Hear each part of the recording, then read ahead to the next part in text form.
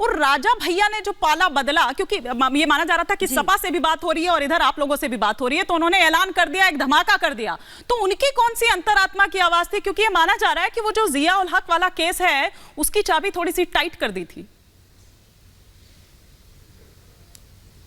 देखिए हिमानी जी, ये बार बार प्रश्न भाजपा के सब लोगों के सामने आता है। मैं आपको एक चीज बता देती हूँ, जो भी इन्वेस्टिगेशन चल रहा है, कहीं पर भी कोई भी एजेंसी, कोई जांच एजेंसी काम कर रही है, वो राजनीति से परे है। अगर आपके ऊपर कोई इन्वेस्टिगेशन चल रहा है, वो चलता रहेगा और ये किसी को भी भ्रम नहीं है कि इन्वेस्टिगेशन रुक जाता होगा।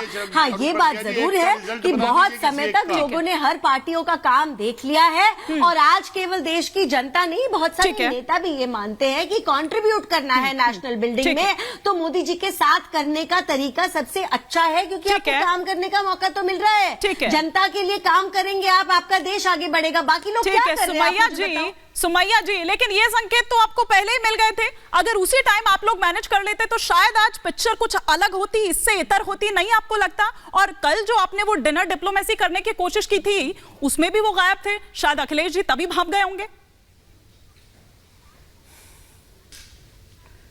देखिए अखिलेश जी भाग के कहाँ जाएंगे? वो इस नहीं भाग गए बड़े नेताओं में उनकी गिनती नहीं भाग गए होंगे, भाग नहीं गए होंगे। इस्तेमाल करना मुझे लगता है कि समझ जाना आपको ट्रांसलेट करके बता रहे हैं। कहना चाह रही हूँ भाग गए, ठीक है ठीक है ओके, भाग गए। अब मैं ये कहना चाह रही हूँ कि ये जो भारतीय जनता पार्टी का जो मैनेजमेंट ग्रुप है, उसको ये मालूम था कि हमको कहाँ पे किसको कैसे मैनेज करना है। अगर हम लोग मैनेज करने पे आए तो किसी को किस तरीके से मैनेज किया जा सकता है, आप बताइए मुझे। नहीं अपने लोगों को तो मैनेज कर सकते हैं कि नहीं? उधर पल्लवी पटेल हो, देखिए ना, पल्लवी पटेल ने क्या कहा, की धमकी आने लगेगी।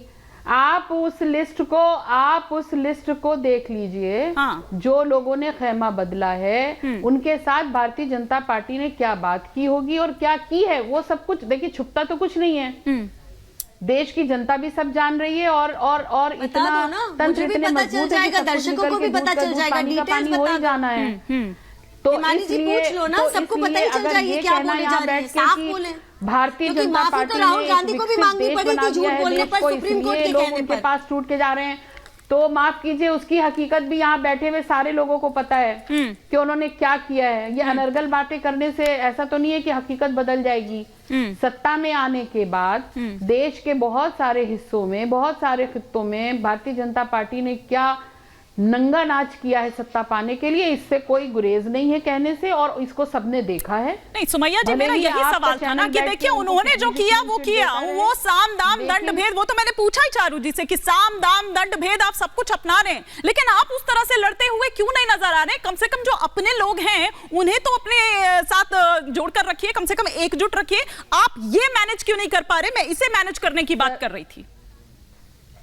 देखिए बिल्कुल कुछ ऐसे उसूल हैं समाजवादी पार्टी में, अगर हम सत्ता में थे तो भी सरकारी तंत्रों का गलत इस्तेमाल, दुरुपयोग नहीं किया। आज भारतीय जनता पार्टी अगर सत्ता में है तो जिस तरीके से सरकारी तंत्रों का गलत इस्तेमाल करके उनसे भयभीत करा के लोगों से जो भी काम लेना चाह रही है वो ऐसा रखते थे, जो गुंडों को पनपने देता था हर एक डिस्ट्रिक्ट में उत्तर प्रदेश के। उत्तर प्रदेश की सच्चाई ना मैं आपको बता सकती हूँ, मैं पश्चिमी उत्तर प्रदेश से आती हूँ। बात अलग है कि रिपब्लिक का स्टूडियो नोएडा में है, नोएडा में क्या हालत होती थी आप बाकी जगहों की छोड़ दीजिए, चाहे वो सुरक्षा के बारे में हो या कुछ और बारे में हो, ये सच्चाई है।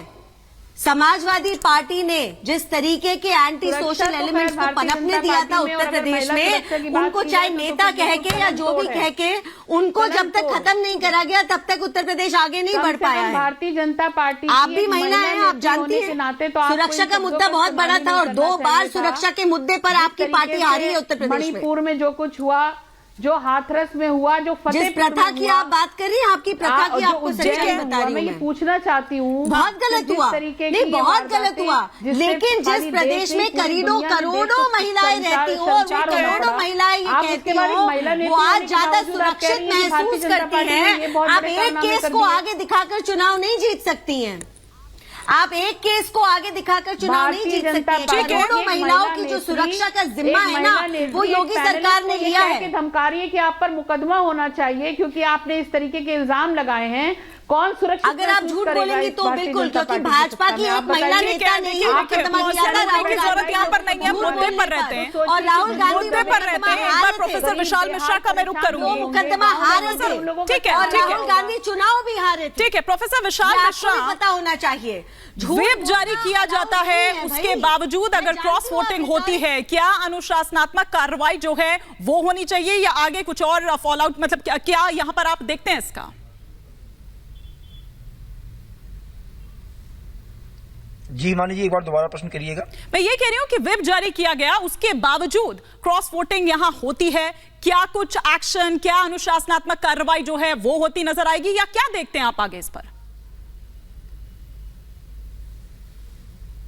नहीं, देखिए, अगर व्हिप जारी हुआ है, उसके बाद की क्रॉस वोटिंग हो रही है, तो ये वो पार्टी का निर्णय होगा कि क्या पार्टी निर्णय लेती है।